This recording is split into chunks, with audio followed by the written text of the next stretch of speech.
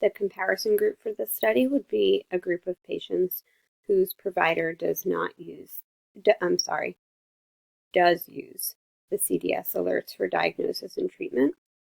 If rates of childhood obesity are lower in the comparison group, it shows that the use of these CDS alerts are effective at increasing the diagnosis and treatment of childhood obesity.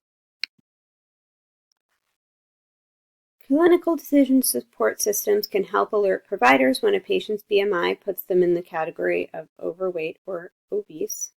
They can also recommend treatment options and appropriate referrals when childhood obesity is diagnosed.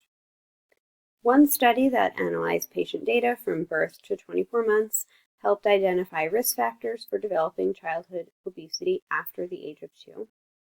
A CDS system produces a survey to be filled out at the 24-month visit for patients to be more easily screened for these risk factors, which can allow providers to implement early interventions to help prevent childhood obesity before it occurs.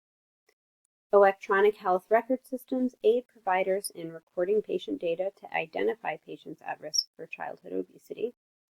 The CDC has further hopes that with the Childhood Obesity Data Initiative, that this data can be shared across electronic health record systems so that multiple providers would have a cohesive look at a patient's data, and so childhood obesity is not missed and it can be accurately and early diagnosed and treatment can be initiated.